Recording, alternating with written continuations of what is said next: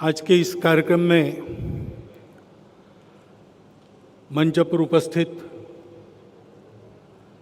महाराष्ट्र के आदरणीय मुख्यमंत्री जी श्रीमान एकनाथराव शिंदे जी, आदरणीय नितिन जी, महाराष्ट्र के उप मुख्यमंत्री और इस प्रकल्प के संरक्षक आदरणीय देवेंद्र फडणवीस जी,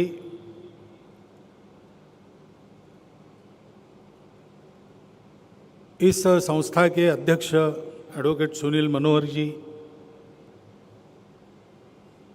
श्रीमान शैलेश जोगळेकर जी, डॉक्टर पाठक जी और इस सारे प्रकल्प के खड़े करने में लगे सभी मंचस्थ उपस्थित मान्यवर, उपस्थित नागरिक सज्जन, माता भगिनी,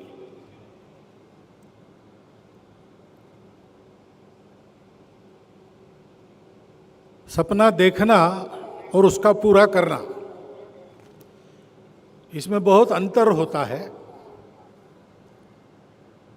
संकल्प पक्का है तो कभी न कभी होता है, और एक टीम के नाते सबने किया तो जल्दी होता है। प्रकल्प के बारे में पहले जब सुना तब मुझे लगा ये बहुत बड़ा, बहुत महत्वाकांक्षी प्रकल्प है,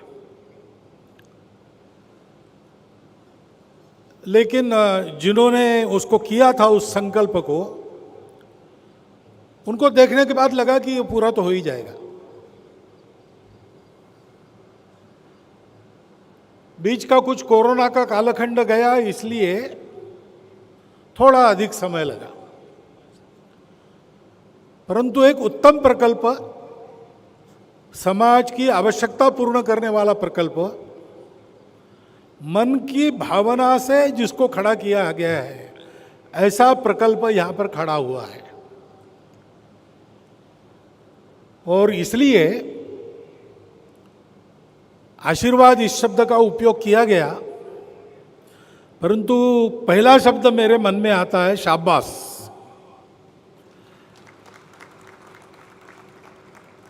संघ के स्वयंसेवक कुछ ऐसा जब काम करते हैं, मिलकर करते हैं, उत्तम करते हैं, तो बहुत अच्छा लगता है। कैसा अच्छा लगता है वो संघ के स्वयंसेवक ही जाने। पटना में था तब वहाँ पर एक विमान गिर गया बस्ती में ही आके, कुछ साल पहले की घटना याद आती होगी आप लोगों को। तो सीधा प्रभात शाखाओं को विकिरण देकर सबसे पहले वहाँ स्वयंसेवक पहुँचे, उन्होंने वहाँ सारी मदद की और इतना अच्छा काम किया कि बाद में शरद यादव जी मंत्री थे उस समय, नागरिक उड्डयन मंत्री, वो आए तुरंत और वो ब्लैक बॉक्स की खोज चल रही थी। तो वहाँ मिलिट्री के लोगों को उन्होंने बताया कि वो जो हाफ पैंट पहन के आने वाले लोग हैं ना, उनको आप आने दो, क्योंकि उनके आने से ब्लैक बॉक्स जल्दी मिलेगा। तो ये सुनकर और उन्होंने जो काम किया उसको देखकर, मैं वहाँ था उस समय, तो मुझे बहुत कृतकृत्यता का अनुभव हुआ। ऐसा ही आज मुझे लग रहा है, क्योंकि ये कहा गया कि इस प्रकल्प के पीछे संघ खड़ा है, लेकिन संघ खड़ा क्या है, करने वाले संघ होकर काम करते हैं, तो अपने आप संघ उसके पीछे खड़ा हो जाता है। और स्वयंसेवक के टीम वर्क का एक उत्तम उदाहरण इस नाते मैं इसको देखता हूं। इस प्रकल्प को डॉक्टर आबाजी थत्ते का भी नाम दिया गया है और उनका एक रेखा चित्र भी अंदर लगाया गया है। अब कोई अच्छा नाम अपने भावनिक संबंधों के कारण अथवा उस व्यक्ति के अपने गुणों के कारण अथवा प्रसिद्धि के कारण ऐसा देने की पद्धति तो है ही, परंतु जिनका नाम दिया उनके वृत्ति का पूरा प्रतिबिंब ऐसे प्रकल्प में मिलता है। ऐसे उदाहरण थोड़े होते हैं। अपना ये प्रकल्प आबाजी थत्ते का केवल नाम नहीं लगाता, उनके वृत्ति का परिचय अपने प्रत्येक क्रियाकलाप में देता है। क्योंकि डॉक्टर आबाजी थत्ते यद्यपि डॉक्टर थे, प्रैक्टिस की नहीं, वो प्रचारक ही रहे। और 1-2 साल के बाद ही उनके पास पूजनीय गुरुजी के साथ रहने का और दायित्व आया। वो पूजनीय गुरुजी के निर्वाण तक उनके साथ रहे। बाद में अनेक वर्ष पूजनीय बाला साहब के भी स्वीय सचिव रहे। और डॉक्टर होने के नाते मुख्य काम उनका उनके स्वास्थ्य की चिंता करना रहता ही था। परंतु उनके साथ प्रवास करते करते संपूर्ण भारतवर्ष के अनेक परिवारों में उन्होंने अपने अकृत्रिम स्नेह के संबंध जोड़े और वो अपने जीवन के आखिरी तक, उनका वो दायित्व जाने के बाद भी उसको वो निभाते रहे। ये जो आत्मीयता है, अपनापन है, जिसमें से व्यक्ति सबकी चिंता करता है, इस प्रकल्प में आते हैं तो उसका अनुभव होता है। और मैं तो घूमता हूँ सर्वत्र, तो यदा कदा हॉस्पिटल शुरू होके अब बहुत समय नहीं हुआ है, परंतु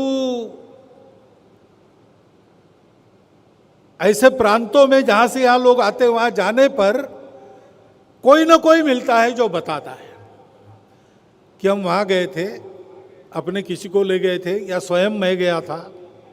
एक बार तो एक घर में भोजन के लिए गया, तो वहाँ पीछे सिक्योरिटी वालों की कुछ गड़बड़ ध्यान में है, पूछा क्या है, तो उन्होंने कहा वो पास में एक मुसलमान सज्जन रहते, वो मिलना चाह रहे। तो मैंने कहा भाई ये भोजन करके आ रहा हूँ, बाहर आते ही मिल लूँगा।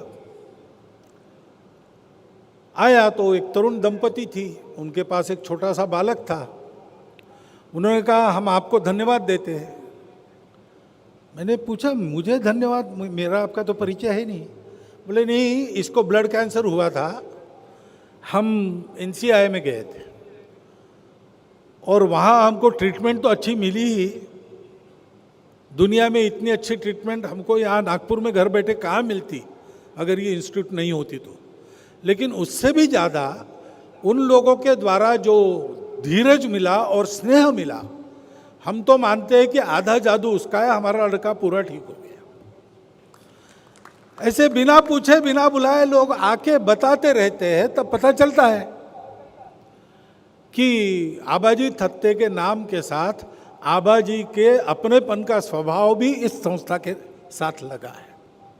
और वो बहुत बड़ी बात होती है, क्योंकि कैंसर पहले शरीर को नष्ट नहीं करता, हिम्मत को नष्ट करता है। और कैंसर को रोगीयों को पहली आवश्यकता उस अपनेपन और हिम्मत की होती है।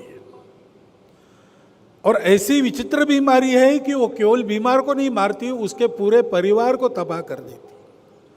उनको भी इस प्रकार की हिम्मत और अपनेपन की आवश्यकता होती है।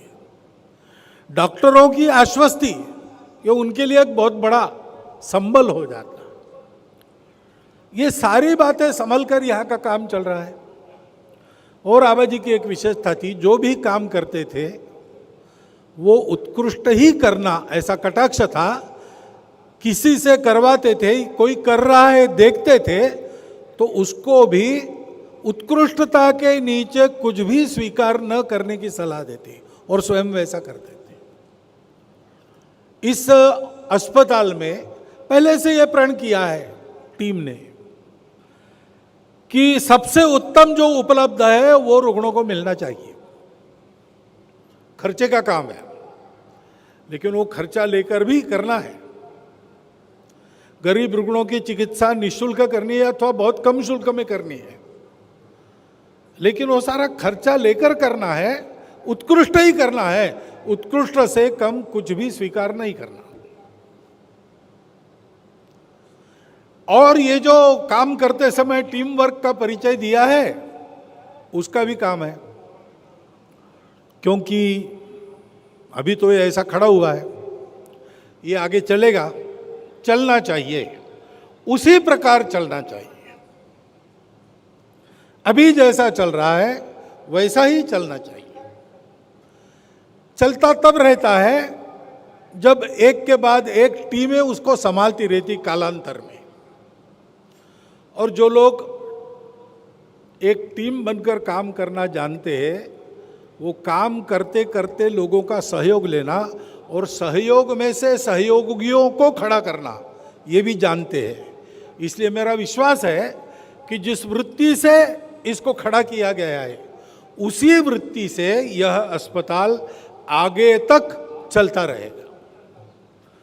चलते रहने की आवश्यकता है, क्योंकि स्वास्थ्य ये एक मूलभूत आवश्यकता है, शिक्षा ये भी मूलभूत आवश्यकता है, और समाज उसके बारे में अब शिक्षित हुआ है। इसलिए सब लोग स्वास्थ्य और शिक्षा चाहते हैं और उसके लिए कुछ भी करने के लिए तैयार रहते हैं।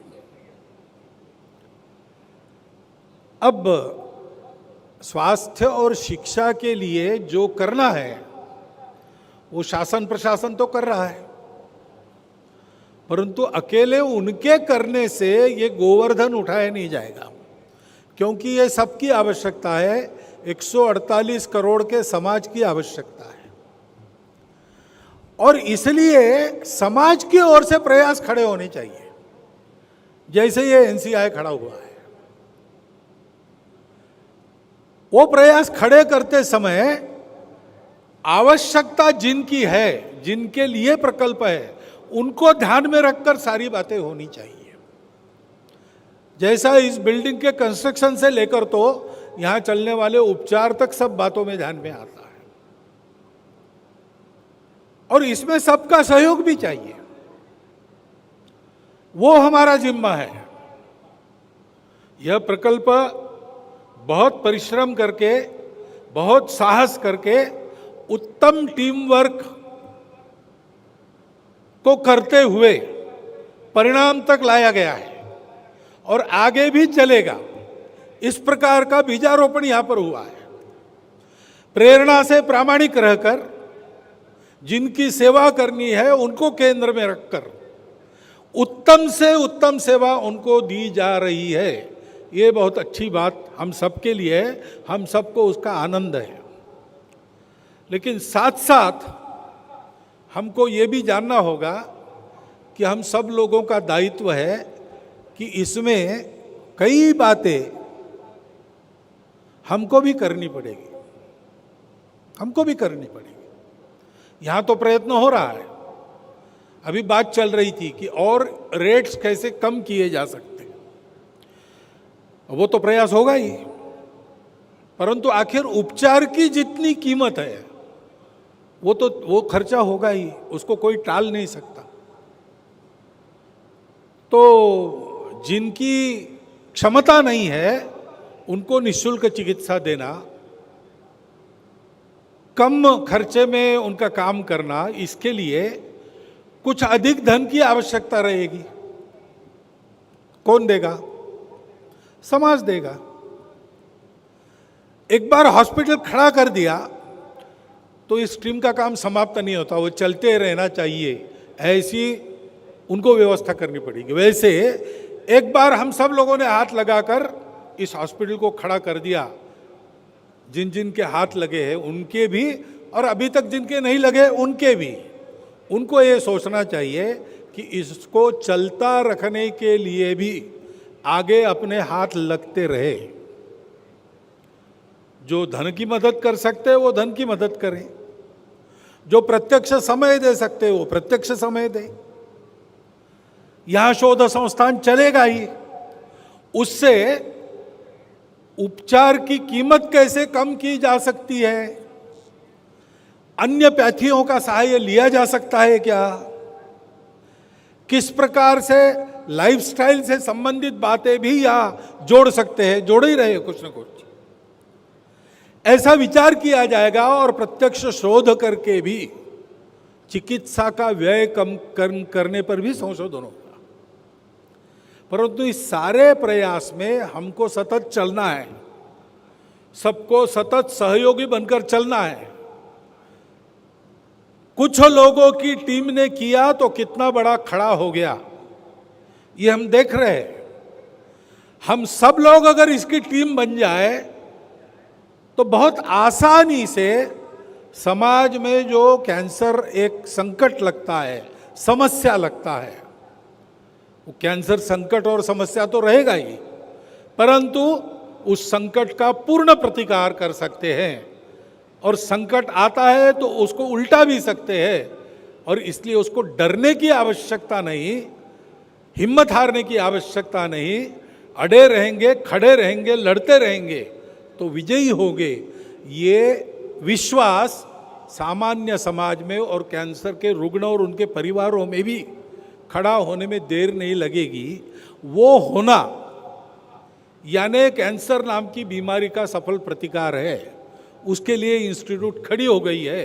इस काम में हमको भी सहयोगी बनकर सतत जागरूक रहकर जब जहाँ जो आवश्यकता है तब वो उत्तम प्रकार से पूरी हो सके, ये एक स्मरण मैं आपको दिलाता हूँ।